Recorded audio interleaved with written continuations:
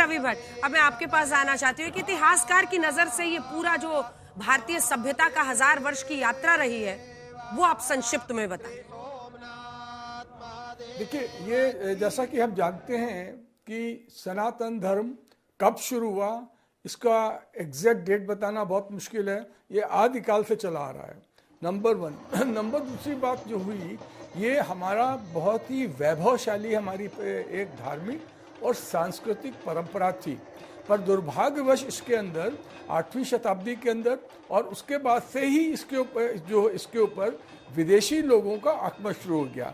और जो सबसे ज़्यादा दुर्भाग्यशाली बात थी वो ये थी कि जो विदेशी आक्रांता आते थे वो पैसा लूटना उनका मुख्य उद्देश्य होता था, पर इसके साथ ही साथ वो हमारी धार्मिक आस्थाओं को तोड़कर हमारा आत्मबल को गिराने का प्रयास करते थे, नंबर वन।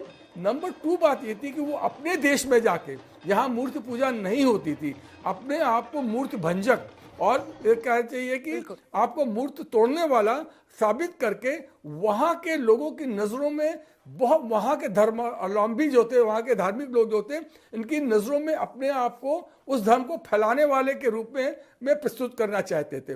और यही रीज़न हुआ कि जब 1126 के अंदर, उसके पहले भी 725 के अंदर हुआ, जब इसमें आक्रमण हुआ, उसके बाद में भीमदेव ने इसको बनवाया, फिर इसको भीमदेव का टाइम पे, फिर उसको नागभट्ट ने इसको, किंग नागभट्ट ने इसको बनवाया था। उसके बाद जब गजनी ने इसको करा यहाँ पर, तो हम यहाँ पर बात विशेष तौर से आप लोगों को बताना चाहेंगे कि गजनी आज भी, अगर हम हिंदुस्तान के अंदर, भारतवर्ष के अंदर हम उसको देखते हैं कि विदेशी आक्रांता लुटेरा जो उसने कि पैसे लूटे और मानवता पे अत्याचार करा।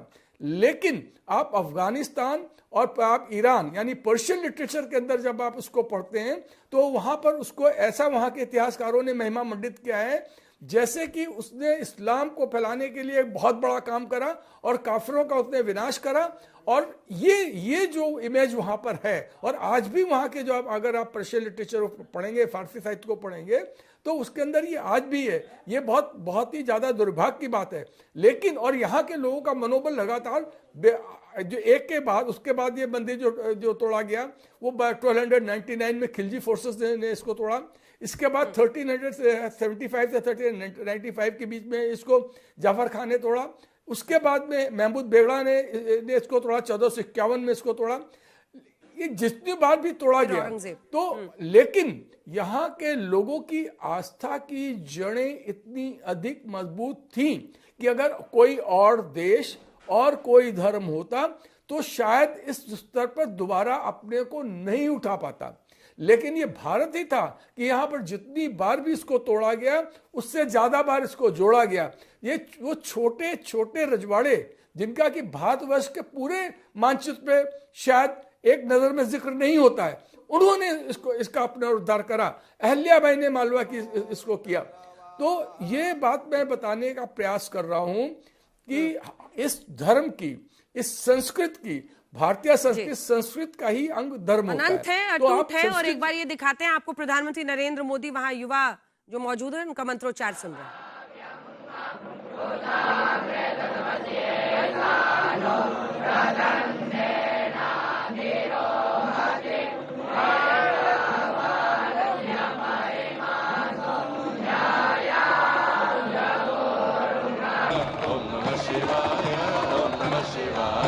ओम नमः शिवाय, ओम नमः शिवाय।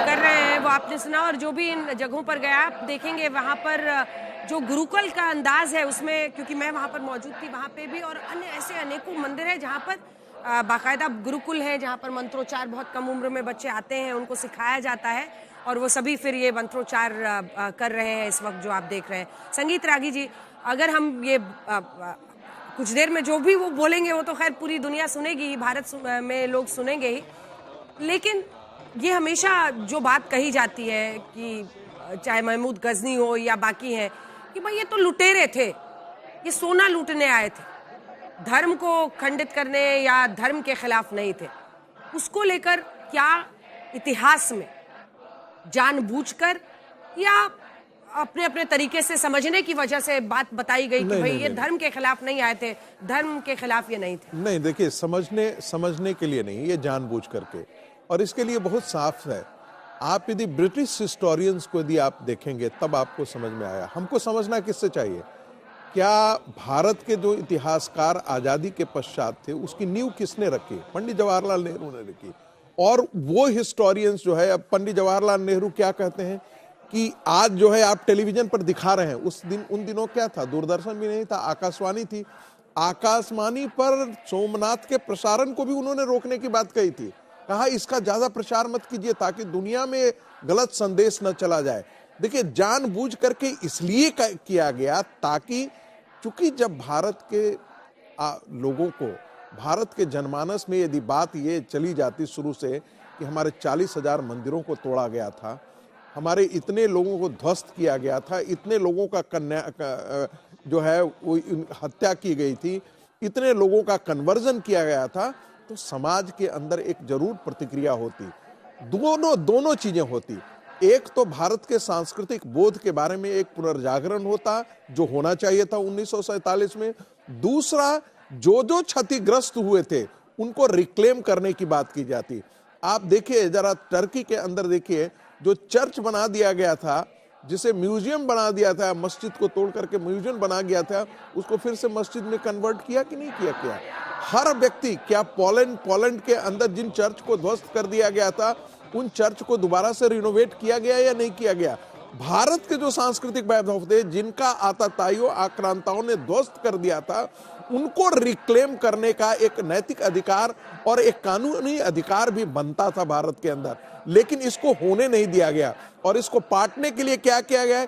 इतिहास लेखन की वो दृष्टि जिसे हम कहते हैं वामपंथी इतिहासकारों, अलीगढ़ स्कूल, और जो अंग्रेज इतिहासकार, जिन लोगों ने कॉलोनियल हिस्टोग्राफी लिखी, कॉलोनियल हिस्टोग्राफी का एक ही चीज केंद्र में होता था, हम आप पर कल्चरल एमनीसिया थोप दें इतना ज्यादा कि आप अपने पराभव बोध में, जिसे आप इतने ग्रसित हो जाए कि आपको अपने बारे में, आपके अपने स्वाभिमान के बारे में बोध ही खत्म हो जाए। यही तो किया हमारे पास, हमें यही हमारे पास बताया गया, और जानबूझ करके ये इसलिए लिखा गया ताकि समाज के अंदर प्रतिक्रिया नहीं हो। लेकिन इसमें बहुत बड़ा अपराध ये हुआ कि हमारे सांस्कृतिक बोध, हमारे सांस्कृतिक गौरव को हमेशा नष्ट कर। आज भी तो हम देखते हैं, बख्तियार खिलजी जिसने नालंदा विश्वविद्यालय जला दिया, उसके नाम पर रेलवे स्टेशन है, उसके नाम पर गांव है। ये क्या हिंदुओं को चुभता नहीं है? ये मान करके चलिए कि भारत का हिंदू समाज ही है जो इसको, इन सब चीजों को भी बर्दाश्त करता है। दुनिया में यदि बख्तियार खिलजी के बारे में यदि पता दे जाए किसी व्यक्ति ने नालंदा जलाया, तो क्या आपको लगता है कि वहां पर रेलवे स्टेशन लोग रहने की इजाजत देते या लोग उस पर प्रतिक्रिया नहीं करते? बिल्कुल प्रतिक्रिया होती। यदि ये बता दिया जाता कि यही औरंगजेब है, औरंगजेब लेन, तो हम दिखते हैं ना।